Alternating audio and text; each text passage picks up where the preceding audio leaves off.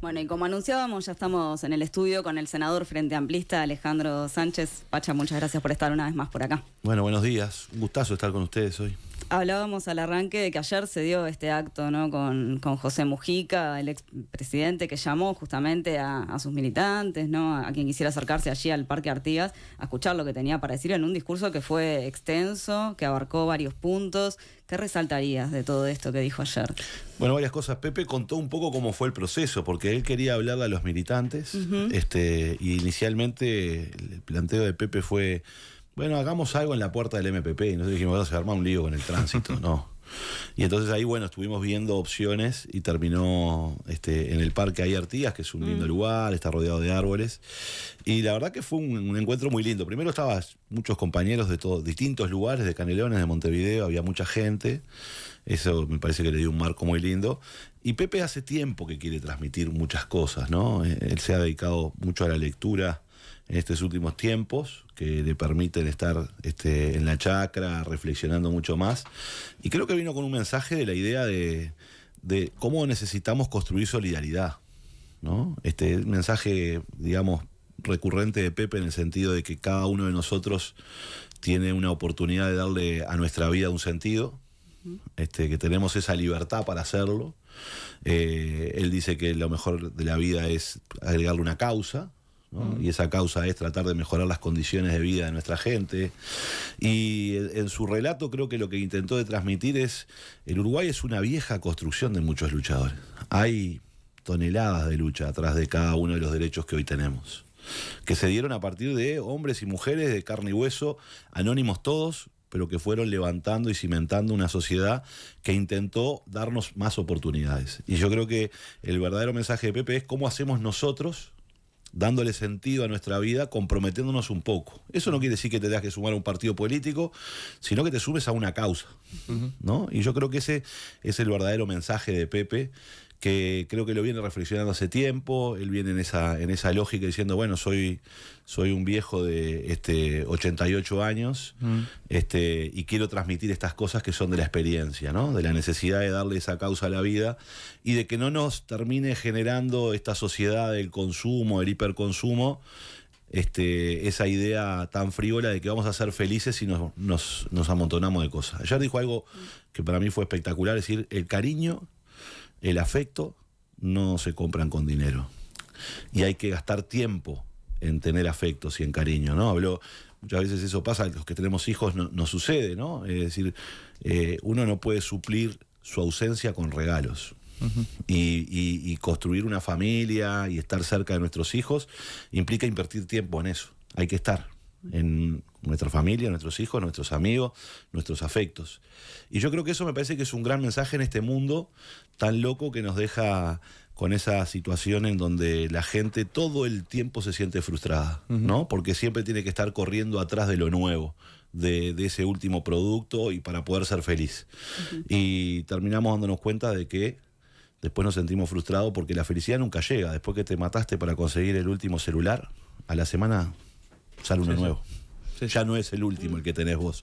Entonces, ¿cómo hacemos para construir de ese lugar? Y yo creo que eso me parece que es el verdadero mensaje de Pepe y su preocupación cuando uno analiza los tiempos en los que vivimos hoy, tiempos de indignación, tiempos de resignación, diría yo, ¿no? ¿Y por qué salir en este momento? Digo, porque obviamente es uno de los tres referentes, venimos hablando de eso, ¿no? Bueno, ya no está Tabaré Vázquez, ahora recientemente, bueno, fallece Danilo Astori, y sale a hablar, bueno, falta poco, ¿no? Para también que se terminen de oficializar las candidaturas, las precandidaturas. Bueno, yo creo que hay dos elementos. Primero, ¿no? Pepe es un enorme capital político que tenemos. Y quienes estamos en la vuelta tenemos como, digamos, la oportunidad de disfrutarlo, de poder compartir con él muchas charlas, de enojarnos también con él a veces cuando discrepamos con él, porque de eso se trata. Pero por sobre todas las cosas, de aprender mucho del viejo. Y yo creo que Pepe se da cuenta de que vamos a ingresar el año próximo un año de campaña electoral, ¿no? Y en las campañas electorales, generalmente los actos, las actividades tienden mucho más al negro sobre blanco, tienden mucho más a discusiones más de corto plazo, de inmediato, que lo que intentó hacer ayer Pepe, que arrancó diciendo: esto no es un acto de campaña electoral, acá no vengo a hablar de que hay que votar, vengo a hablar de cómo construimos una mejor vida. ¿no? Y creo que tenía la necesidad, en este contexto en donde yo creo que hay una situación de mucha sensibilidad para nosotros, la pérdida de Danilo, bien tú decías lo que fue la pérdida de Tabaré Vázquez, el lanzar 4 candidaturas que son de renovación dentro del Frente Amplio. Estuvimos el otro día en Maldonado, en donde incluso el Frente Amplio decidió que Pepe fuera integrante permanente del Plenario Nacional. Pepe tiene esa situación que él la contó, creo que no se la ha contado acá en M24, ¿no? Diciendo que él tenía pactado la posibilidad de tener alguna conversación con Danilo Astori que no se pudo dar. Y entonces me parece que está en esa etapa en donde no quiere guardarse las cosas, ¿no? Entonces creo que ayer fuimos todos, los que estuvimos ahí, a escuchar a quien creemos que es una gran persona y, entre otras cosas, alguien que tiene una mirada muy profunda, y estuvimos ahí porque él nos convocó. Pacha, ya están todas las precandidaturas oficializadas, digamos. La última que faltaba era la de Carolina Cose. Por eso volver a preguntar por qué Yamandu Orsi, más allá de la forma de los estilos en que se comunica. En cuanto al contenido, ¿cuál es la diferencia que lo diferencia con el resto de los precandidatos? Bien, uno cuando empieza a discutir entre compañeros, tiene 2 opciones: o buscar las diferencias o buscar las virtudes que tiene cada uno, sin decir, bueno, que tenga esto o que yo elija por no quiere decir que esté en contra de otro, ¿no? Yo creo que en primer lugar el Frente Amplio tiene buenos candidatos. Son actores de renovación, son actores que tienen experiencia de gestión, que tienen experiencia de trabajo político, que han participado en distintos ámbitos, que tienen una mirada profunda sobre los problemas del Uruguay, que tienen conocimiento de esos problemas y que tienen capacidad de organizar equipos para poder hacer cosas, ¿no? Entonces, pero uno tiene que siempre, la presidencia de la República la puede ejercer uno solo, no hay colegiados. Entonces uno tiene que decidir. Y en esa forma, en ese proceso de decidir, yo creo que hay 3 o 4 elementos que son centrales para poder decidir sobre alguno de los compañeros, ¿no? Y por qué nosotros creemos en Orsi. Que dicho sea de paso, hace poquito que ahora otro de los fundadores que se va a ir del Senado, que es Enrique Rubio, que va a dejar la banca, decía, bueno, lo decía hace una nota reciente, la Vertiente fue la primera organización o el primer sector que propuso a Orsi como candidato, y eso es verdad, porque en realidad la propuesta de que fuera Yamandu vino de afuera del MPP. Y uno lo sentía y lo palpaba en la gente, ¿no? Entonces, pero era una precandidatura que se venía preparando. No, por supuesto, estaba ahí porque vos lo sentís, porque la gente lo miraba, ¿no? La gente decía, bueno, ¿qué vamos a hacer ahora? Y entonces veía en la opción de Canelones, y en lo que había llevado adelante Yamandu, una oportunidad, ¿no? Entonces yo diría, uno cuando elige un presidente tiene que ver 3 componentes centrales. Primero tiene que ganar una elección, y para ganar una elección tiene que tener adhesión de las personas, de la gente, porque cuando uno vota una lista, pero atrás de esa lista hay anhelos, hay esperanzas, y sobre todas las cosas confianza. Confianza en que ese candidato, esa candidata puede llevar adelante lo que me está diciendo. Porque si no, si yo no confío, bueno, me pueden decir un montón de propuestas, pero no tiene sentido. Entonces, yo creo que Orsi tiene esa condición. Primero, uno mira, las encuestas son consistentes todas, donde la enorme mayoría de la gente cree que él puede ser presidente, cree que va a ganar la presidencia. De hecho, las encuestas lo dan como favorito en todos los escenarios, y eso lo lleva a estar en una de las condiciones para ser presidente, que es alguien que puede ganar. ¿Por qué? Porque creo que Orsi, proveniendo del MPP, desde sus muchísimos años atrás, su práctica ha demostrado que tiene una cultura y una actitud de tender puentes con aquellos que no son frente amplistas y que quizás están en esas fronteras, y que son muchas veces personas que no tienen definido su voto, ¿verdad? Y que están ahí, que van mirando qué es lo que termina pasando en cada elección, y se inclinan hacia un lado o hacia el otro. Y eso es importante, porque los frente amplistas, los que vamos a ir a votar, nos pongan cualquier cosa adelante, porque somos frente amplistas, somos un porcentaje de la población, pero no somos tantos, seremos el 20, el 25%. Nos pongan cualquier cosa adelante es complicado. No, cuando digo por eso, digo, no estoy diciendo cualquier cosa, lo que digo es, yo voto al Frente Amplio. No, yo soy un militante del partido político Frente Amplio y voy a votar al Frente Amplio. Independientemente de quién sea el candidato. Hay gente que vota así, hay gente que es blanca y dice, yo voto al Partido Nacional. Después veremos qué es lo que pasa. Y hay otra cantidad de personas, que también es un número muy importante, que dice, bueno, que vota a los partidos en función de quiénes son los candidatos, ¿no? Y la adhesión que puedan lograr esos candidatos. Y yo creo que Orsi reúne esa condición. Reúne la condición de representar los valores frente amplistas, es decir, de ser un frente amplista y representarlo, pero que hay mucha gente que quizá alguna vez votó al Frente, después dejó de votarlo, o quizás nunca votó al Frente Amplio, pero que ahora después viendo el desastre del gobierno está pensando en una alternativa y siente que Orsi lo puede llevar adelante. Y eso es importante, es decir, puede ganar la elección. Si no, el Uruguay está lleno de crack que no llegaron. Y hay otro punto que tenga que ver con esto que decíamos de los contenidos. Bueno, el segundo punto para elegir un presidente es que tenga la capacidad de organizar una gestión, ¿no? Y organizar un equipo para llevar adelante y resolver los problemas. Y yo creo que Orsi lo demostró en la Intendencia de Canelones. 10 años de intendente, donde ha logrado siempre tener una amplitud de respaldos mucho más fuerte, incluso muchas veces sus presupuestos han sido votados por otros partidos, no solo por los del Frente Amplio, buscando darle mayor apoyo a las propuestas y buscando de alguna manera resolver los problemas reales de los canales. Si uno mira Canelones, las inversiones, tanto en lo que tiene que ver con cuestiones ambientales, en lo que tiene que ver con cuestiones territoriales, en lo que tiene que ver con el trabajo, con el desarrollo, con la inversión, en lo que tiene que ver con la innovación, en lo que tiene que ver con la infraestructura, ha cambiado radicalmente. Y eso se debe a una gestión que separa, construye equipos de trabajo, encuentra los problemas reales que hay en la sociedad y le busca una solución. Yo creo que ese es el otro componente que tiene Yamandú. La cercanía, la llegada a la gente, la capacidad de armar equipos y la capacidad de hacerlo bien. Que yo creo que eso es lo que lo ha posicionado a Yamandú en el lugar en el que está, la capacidad de poder hacerlo bien. Y en un momento en donde el Uruguay necesita de mejorar sus inversiones, de mejorar el trabajo, de no dejarnos de olvidar, porque nos olvidamos de que hay un Uruguay al norte del Río Negro. Cuando uno mira el desempleo, la desocupación, la calidad de vida, el acceso a la cultura, el acceso a la educación, al conocimiento, al bienestar, hay una realidad al sur del Río Negro y una realidad totalmente distinta al norte del Río Negro. Y creo que Yamandú tiene la capacidad de darse cuenta de esas cosas y de pensar un modelo de desarrollo del país que asuma que hay distintos territorios, distintos interiores, que tienen características diferentes. No es lo mismo generar empleo en el litoral que hacerlo en el centro del país o en el sur.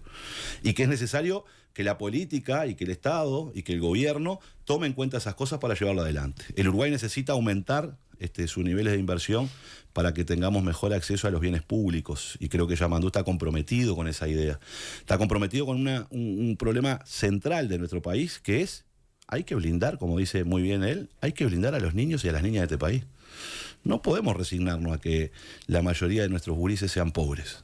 Bueno, eso es un compromiso. Y esa es una visión también social de para qué tiene que servir. Ayer decía algo de esto Pepe. La economía tiene que servir para no dejar a nadie atrás. No puede ser solo una cuestión de números fríos y de balance. El balance tiene que estar con la gente adentro. Y yo creo que Yamandú tiene esa comprensión y esa convicción de que tenemos que blindar a nuestras infancias y lo tenemos que hacer con mucha fuerza. Eso no quiere decir que en dos minutos resolvamos un problema que es muy complejo, que es la pobreza estructural, que necesitamos más empleo, más trabajo, que necesitamos más innovación, que necesitamos entender el mundo en el que estamos para ver cómo nos insertamos en él de manera inteligente. Bueno, yo creo que eso tiene la capacidad Yamandú de llevarlo adelante. El programa del Frente Amplio será un programa que vamos a discutir todos los Frente Amplistas y las Frente Amplistas ahora en diciembre. Tenemos 4.000 cambios al documento que ustedes conocen. Bueno, hay 4.000 modificaciones a él, las vamos a discutir en un plenario lleno de delegados, lleno de gente de todos lados. Y después vendrán los énfasis. Cada candidato también tiene sus énfasis. Y yo creo que en este caso Yamandú, los énfasis que está colocando son los correctos. Apostar a la vivienda, apostar a blindar a las infancias y a generar condiciones para que la innovación y la tecnología se incorporen a nuestra matriz productiva para cambiarla. No, bueno, pasar justamente a otros asuntos porque está la cuestión esta del financiamiento de los partidos políticos. Estamos en el año preelectoral, exactamente. Ha costado, ¿no?, llegar a un proyecto, llegar a ciertos acuerdos. Ahora, bueno, se aprobó, ¿no?, allí en la Comisión de la Cámara de Diputados. Pasa mañana a tratarse en el plenario.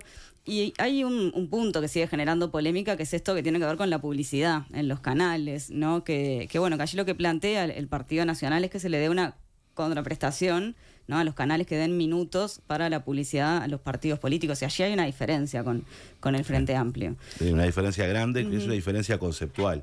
Esta es una diferencia aparte del debate del financiamiento de los partidos políticos. Es una diferencia de concepto que se ha demostrado incluso en la gestión del propio gobierno actual. Nosotros partimos de la base de algo que es esencial. Las ondas radioeléctricas por las cuales circulan y se transmiten todos los medios de comunicación son propiedad del Estado, no son propiedad de los privados. Es cierto que las entregaron a dedo históricamente, hace muchísimos años se las repartieron y son las que tenemos hoy. Pero esas ondas radioeléctricas son propiedad del Estado uruguayo. es decir, de todos los uruguayos, son un bien público. Y por tanto, la Suprema Corte de Justicia, de hecho, cuando nosotros votamos la ley de medios, no decretó que eso fuera inconstitucional, por tanto el Estado tiene el derecho de establecerle a quienes están haciendo un negocio con las ondas, lo cual está muy bien y es lícito, la obligación de dar determinados minutos en función de campañas de bien público. ¿No? Y eso se votó en la ley de medios. Los medios recurrieron ante la Suprema Corte de Justicia y la Suprema Corte de Justicia dijo, no, usted tiene asignado, ¿verdad? Usted es concesionario de una onda que es propiedad del Estado. Y el Estado, en el marco de sus potestades, del interés general, dice, hay determinadas campañas que no tienen que ser mercantilizadas, ¿no? Entonces yo tengo que hacer una campaña de vacunación, tengo que hacer una campaña de prevención de determinadas cosas, ¿por qué tengo que pagar por eso? ¿Por qué tiene que haber un negocio atrás de eso? No. Si estas ondas son del Estado, las puede utilizar de manera gratuita para ese bien público y porque además la comunicación hacia la democracia. Es decir, ahora cuando estamos entrando en la cuestión de las campañas electorales, lo más importante es que tengamos un sistema de medios que garantice que todas las voces estén presentes, que garanticen que todos los ciudadanos conozcan las propuestas de los partidos políticos, conozcan a los candidatos. Y ese es un prerequisito para tener una buena democracia fuerte. Y esa tarea la tienen que llevar adelante los candidatos en los actos públicos, pero básicamente en los medios de comunicación. Y creo que la gran oportunidad que se genera es cuanto la ciudadanía tiene más información para poder decidir con mayor elemento, va a decidir mucho mejor. Entonces ese es el principio de la democracia. Acá lo que dicen algunos canales, ¿no? Donde se pierden millones, porque claro, lo que entra por campaña electoral es mucho, ¿no? Por sí, claro. Publicidad. Es una especie de la zafra, ¿no? Una zafra. Exactamente. Entonces, a ver, pero primero hay que ir a los contenidos y a las bases. Lo primero es que los ciudadanos estén informados para poder decidir mejor. Creo que todos queremos mejor democracia.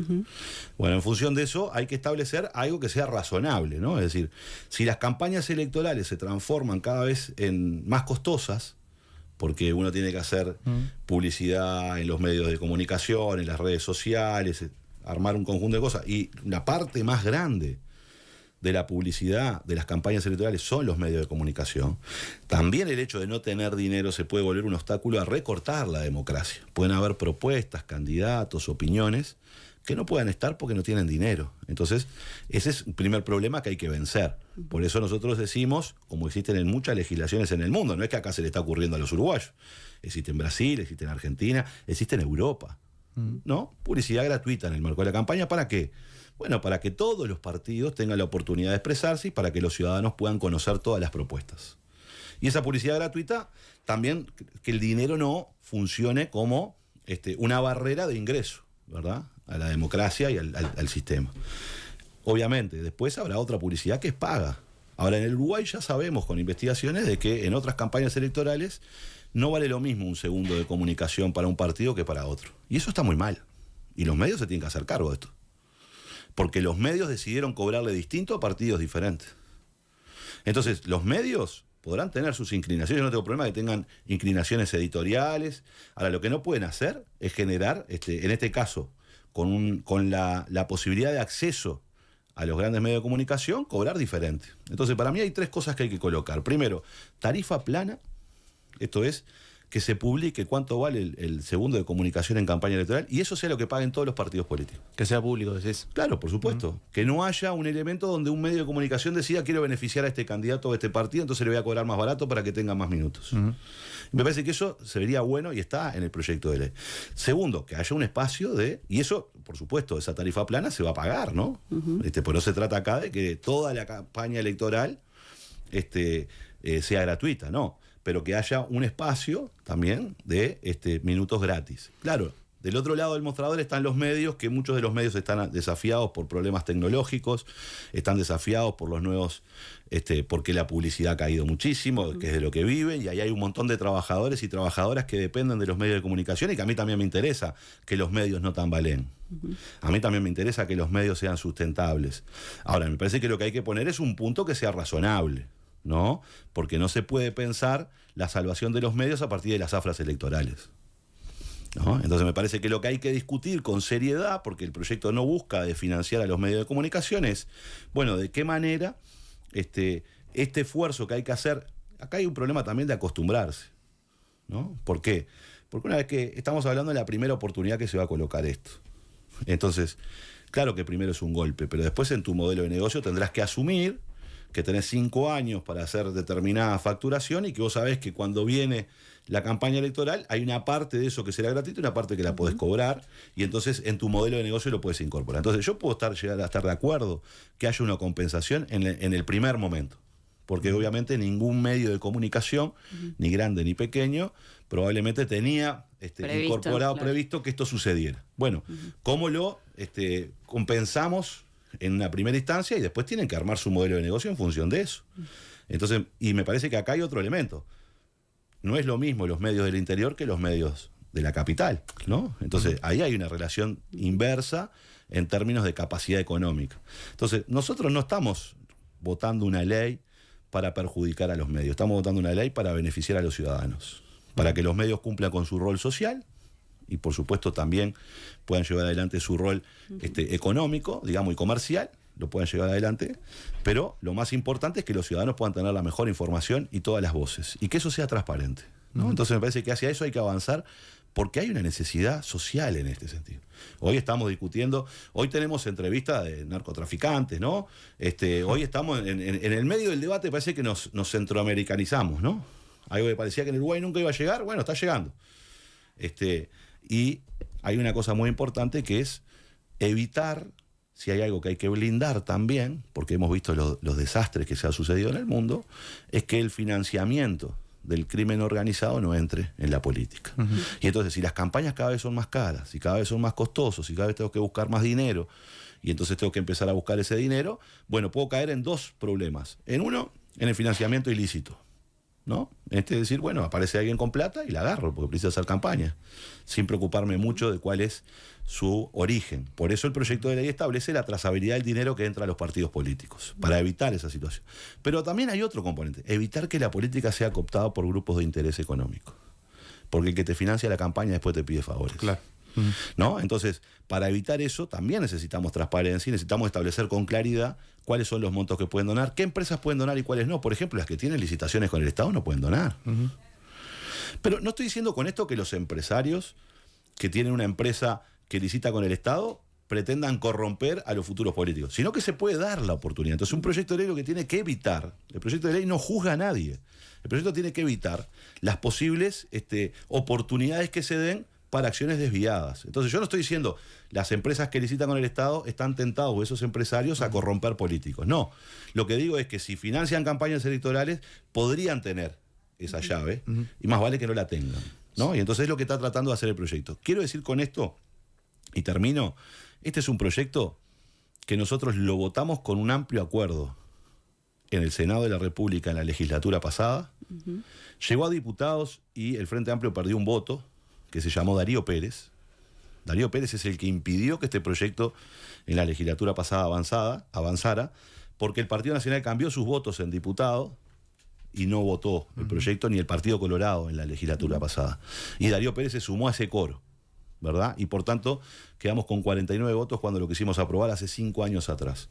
Pasó toda esta legislatura que ha sido un calvario para este proyecto.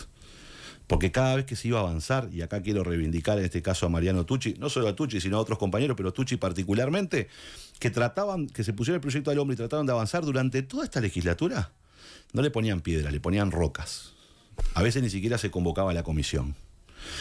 Seguimos avanzando, logramos conformar un proyecto y volvieron a poner palos en la rueda, ¿no? Los que están poniendo palos en la rueda vienen del gobierno, ¿verdad? Que es el Partido Nacional, que ha trancado sistemáticamente esto con un conjunto de argumentos muy tirado de los pelos. Ahora se llegó a este acuerdo. Nosotros no estamos tan de acuerdo con que se compense así al barrer. Pensamos que hay que hacerlo de otra manera, pensamos que hay que fortalecer en los medios del interior, pensamos que es un sinsentido que se diga que es publicidad gratuita que se va a pagar, ¿no? Entonces no es gratis. Sí. Entonces no digamos que es publicidad gratuita, digamos que la publicidad de los partidos políticos una parte la va a pagar el Estado y otra parte la van a pagar los partidos políticos. Entonces no hagámonos trampa al solitario. Por eso hemos planteado que no estamos de acuerdo con alguna de esas medidas, pero el conjunto del proyecto sí, y hemos trabajado muchísimo para que este proyecto salga, y bueno, se acaba de votar en comisión probablemente y tendrá un tratamiento lo más rápido posible en el Senado. Senador, recién mencionabas a Sebastián Marcet, el narcotraficante uruguayo, que ayer se dio una entrevista, ¿no?, en el programa Santo y Seña. Ayer, por ejemplo, dijo, no pagó ni $1 para el pasaporte, que no fue de forma express. ¿Cuáles son las principales conclusiones que sacas de estas declaraciones? que la argumentación de Marcet es la misma que la del gobierno. ¿Puede haber un vínculo allí, dice? No digo eso. Lo que digo es, el hecho constatable es que Marcet está sosteniendo lo mismo que sostuvo el gobierno durante todo este tiempo. Ajá. Que no fue express, que no se hizo un tratamiento especial, cuando está demostrado por los funcionarios de la Cancillería que han declarado en la Fiscalía que en realidad un pasaporte no se entrega a esa velocidad. Está demostrado que la orden de imprimir ese pasaporte llegó un día a las 8 de la mañana y casi que estuvo impreso en 8 horas. Lo único que a las 3 de la tarde el funcionario que tenía que imprimir el pasaporte eran 3 y 5 y dijo, acá no se imprime más pasaporte, y entonces no se imprimió el mismo día, sino que se imprimió al día siguiente. Está claro que el gobierno se metió en un lío gigantesco donde cae todas las cúpulas ministeriales para ocultar que conocía que Marcet era narcotraficante. Eso está clarísimo. Porque yo escuché al ministro Heber hace muy poco decir que para ellos era poco relevante que se conociera el contenido. Ahora, eran tan poco relevantes que lo ocultaron en el Parlamento, que intentaron no informarlo después de un fallo judicial, que hicieron reuniones pidiendo destruir esas cosas, que rompieron un expediente para que eso no existiera y además que entraron por el garage para hacerlo. Parece ser. Y que le costó la salida además. Y que le costó la salida a todos los ministros. Entonces, poco relevante, no, me parece que era muy relevante y lo que se intentó hacer es tapar. Entonces, Marcet va a dar su versión. Y sí, obvio, va a dar su versión.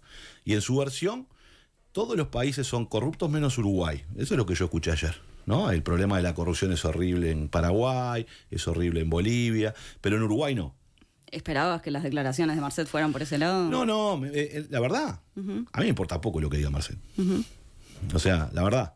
¿Por qué? Porque me parece que lo que está haciendo es tratando de controlar, en términos mediáticos, empezar a tener un manejo mediático porque él está empezando a negociar.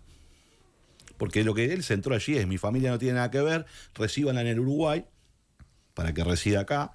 Me parece que lo que está haciendo es construyendo de alguna manera una alternativa para primero sacar a su familia del problema de sus negocios, lo fue enfático en eso, y establecer otras condiciones. Entonces me parece que es parte de su juego, parte del juego de Marcet, que incluso confronta con ministros en Bolivia, confronta con ministros en Paraguay, ¿no?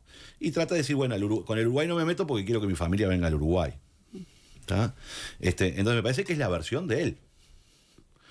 Un país que dice que siempre le ha dado muy poco. Sí, además, ¿no? Entonces va tratando que lo ha ayudado poco y demás. Que lo ha ayudado poco, que no lo quiere ayudar, que como que tiene la sensación de que el Uruguay nunca lo quiso ayudar. Bueno, es la subjetividad de Marcet. A mí me parece que lo que tengo que tener en cuenta es, hay un tema bien interesante. Marcet dice, está en contra de la regulación, y sí, porque pierde el negocio, ¿no? Y esto cuando se debatía sobre regular o no el mercado de cannabis, se decía, bueno, le tenemos que sacar el negocio al narcotráfico, que es la única. Bueno, ahí tenemos el reconocimiento de que no está de acuerdo con eso.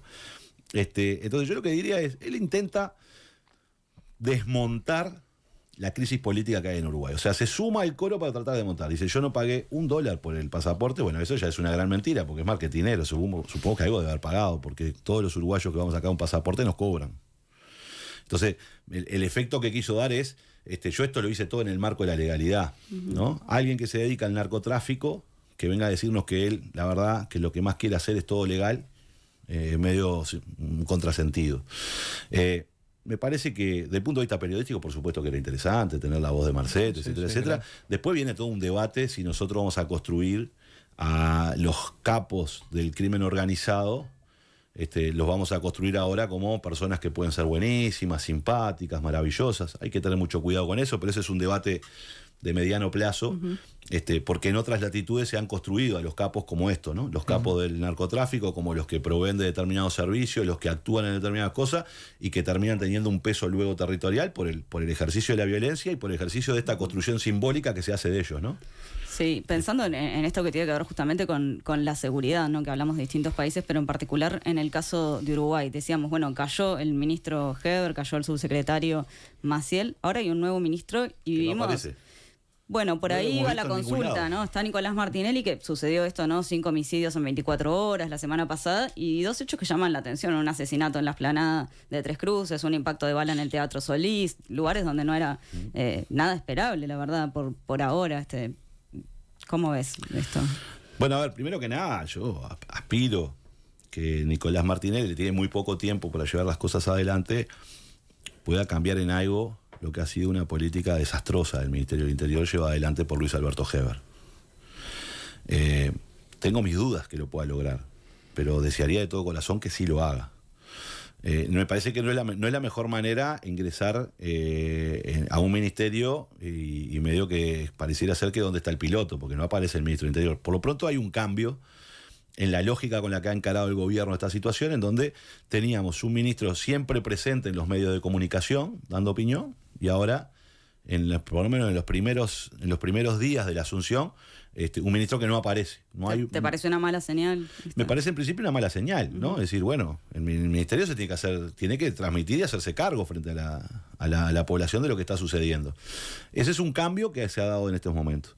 Es muy difícil que el gobierno pueda revertir por su orientación, de mi punto de vista, por el esquema en el cual el gobierno ha ingresado en el tema de la seguridad, que ha ingresado con muchos prejuicios y con muchos preconceptos, pero por sobre todas las cosas con muchas fórmulas mágicas que después no funcionan. Esa es la lógica de cómo ha intervenido el gobierno en la seguridad, ¿no? Diciendo, bueno, yo voy a resolver este problema mágicamente porque voy a poner 3 leyes que aumentan los delitos y con esto se resuelve, y el debate acerca de que esto no se resuelve con infracciones penales y no se resuelve con gestión mucho más inteligente y preventiva de las situaciones, es el fracaso más rotundo del gobierno, porque ingresó por el otro paradigma y se dio cuenta que terminamos en una situación de una escalada extrema de violencia, de niveles de violencia mucho más grandes de los que no estábamos acostumbrados, con penetración del crimen organizado mucho más fuerte en los territorios, ¿no? Ahora estamos teniendo episodios, tú decir, relatabas algunos, donde se dan situaciones de tiroteo en pleno centro o enfrente al Teatro Solís, pero hay situaciones de esta naturaleza en pleno centro de Durazno, por ejemplo, ¿no? Si vamos a Verdisol o Conciliación, tenemos tasas de homicidios similares a las de Centroamérica, ¿no? Entonces está claro de que hay una penetración del crimen organizado, de su lógica violenta, de su lógica de actuar y de control territorial, y un ministerio que no ha tenido estrategia para enfrentar esa situación, ¿no? Y que se ha dedicado a hacer discursos públicos el ministro, que hasta ahora el ministro renunciado sigue en la misma, ¿no? Dijo que iba a ser el primer policía en el Parlamento. No, él tiene que ser parlamentario, no policía. Bueno, vuelve al Senado, te iba a decir eso. Bueno, ¿no? por eso, volvió al Senado. Pero su declaración fue que iba a ser el primer policía en el Senado. Bueno, está muy equivocado el ministro. Él tiene que ser parlamentario. Los policías son los que se forman en la escuela de policía, son los que saben hacer esas cosas, y no tiene que ser un político fracasado como Heber decir que va a ser policía. Porque en realidad viene del fracaso. Entonces tendría que llamarse un poco a silencio, más respetuoso, me parece, después de haber tenido una gestión extremadamente controvertida. Entonces, me parece que estamos en un problema muy serio. Es un problema que no es de fácil solución, porque me parece que esta es el atajo en el cual nosotros no vamos a caer. No es que ahora nosotros tenemos las soluciones mágicas para resolver este problema. No hay soluciones mágicas para resolver. Hay que trabajar mucho. Entonces, probablemente haya que, por supuesto, revertir muchas de las cosas que se hicieron muy mal en este gobierno. El primero de ellas es abandonar la profesionalización de la policía. Este gobierno empezó colocando policías de la vieja escuela, con las viejas mañas, diciéndole a la policía nueva, vos que te esforzaste, que trabajaste, que estás estudiando, que estás investigando esta cosa, no vales, ¿no? Y eso es el principal problema para atender un fenómeno como es el delito, que está evolucionando rápidamente, que tiene dinámicas muy fuertes y que requiere justamente de una atención profesional. Entonces, primero es eso, respaldar a la policía, respaldar que se forme, que se profesionalice, que tenga los recursos y que tenga la capacidad de llevar adelante su accionar. Segundo, este es un tema que no es solo de la policía. Si nosotros tenemos el puerto del Uruguay como un colador porque no tenemos escáner, y bueno, es obvio que van a utilizar el puerto de Montevideo para hacer algunas lógicas de tráfico. Si nosotros no tenemos capacidad disuasiva de las avionetas que invaden el espacio aéreo uruguayo, es obvio que se va a utilizar como plataforma el Uruguay. Y es obvio que si nosotros flexibilizamos los controles de lavado de activos, es obvio que va a ser el Uruguay, el crimen organizado se va a instalar en Uruguay porque va a blanquear su dinero también en Uruguay. Entonces hay un montón de cosas que hay que hacer en esto. Y es obvio también que hay que trabajar mucho más en convivencia en los barrios, con una presencia mucho mayor del Estado, y que la presencia que exista del Estado no solo sea el palo y la represión. Que se reprima cuando se tiene que reprimir, pero primero hay que prevenir, y para prevenir hay que construir convivencia. Alejandro Sánchez, muchas gracias por esta mañana en Nada que Perder. Bueno, muchas gracias a ustedes.